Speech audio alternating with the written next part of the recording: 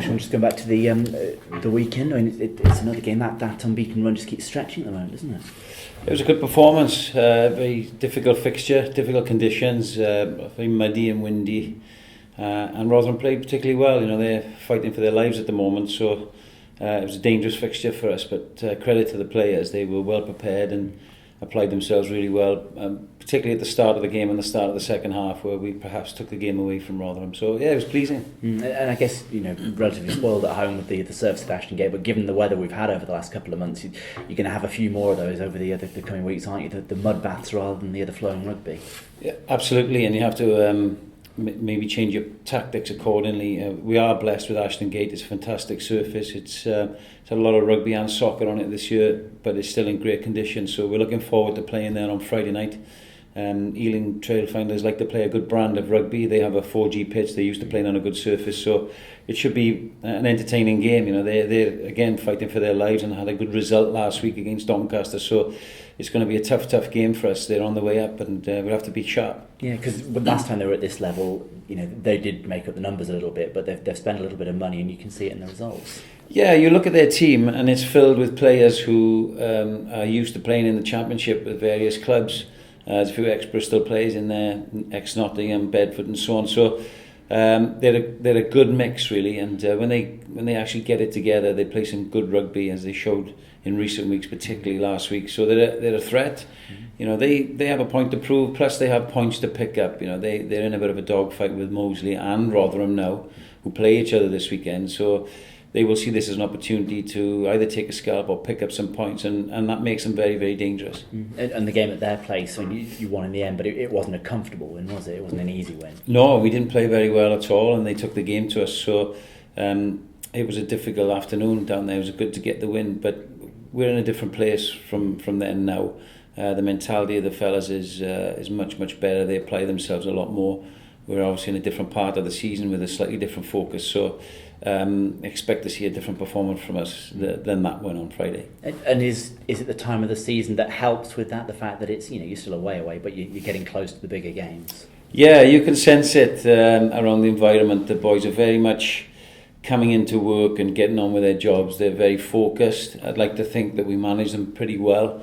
We've changed our training facilities a little bit due to the conditions, which freshens it up. You know, we manage their week pretty well. The medical and strength and conditioning teams are excellent here at Bristol. They're diligent and they look after the fellas. But the players bring that as well, and they have been in training. They know they've got a couple of days off coming up, and they need to earn those. They're well aware that they get the days off if they earn them. We're not in the British and Irish Cup, so there's down weekends. They need to make the most of the appearances that they play in, because they're fighting for places still. We have a reasonably healthy squad, so it's a good place to be. You know, we're still a way out, but you know, it's up to us now as a management team to harness that and keep it built into the playoffs. And you mentioned obviously no BNI Cup and the A-League as well, so you haven't got many games, and with the size of squad you've got, you know, a bad performance could set somebody back a good few weeks. You know, they could be out of the team for until now in the end of the season. Yeah, we're not quite that harsh, but yeah, the players do see that as having minimal opportunities. We've got one A game left against Saracens, where some boys will get rugby, and of course we've put some boys out on loan so that they get some rugby as well. But we've kept a real good core squad together. We've got some boys coming back from injury, ironically, this weekend as well.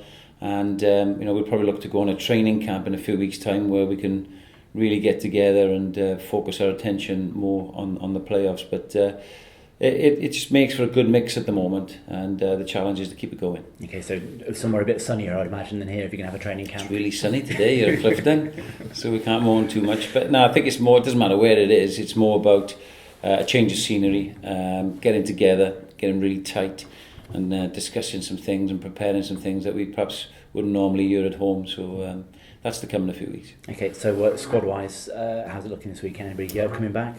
Yeah, look, we're mindful of some boys coming back. We're mindful of managing a few other players who've had a lot of rugby, and we have an English qualified player system that we have to adhere to as well. So there's a lot of things in the mix this week. We'll be picking a very strong team, but the good news is Ian Evans will make a return this week, and that's a huge fill-up for him, but for the squad as well. He's the biggest guy in the squad. He's British Lion, and he's come through an arduous rehabilitation period, So again, for players to see the hard work he's put in to get back to this stage is really rewarding, and we'll welcome him back this week. We'll also have Glenn Townsend available to us. Ollie Robinson is likely to start, and Gavin Henson continues his rehabilitation. Luke Arscott has recovered from a bump he took a few weeks ago. It's looking, pretty good at the moment. And getting those players back now, as opposed to in a month or two's time, to give them a little bit of time just to get used to it all again, especially in Everton. It's the best part of the year since he's played, isn't it? So yeah, that's important. Yeah, serious injury, and for a big man, a lot of work to get back. But again, the medical team, the conditioning team have been extraordinary in this. Ian himself has applied himself and has been fantastic. And has been really a huge role model to the rest of the squad in what you can do. The 30-year-old from such a serious injury that he's had before in the other leg.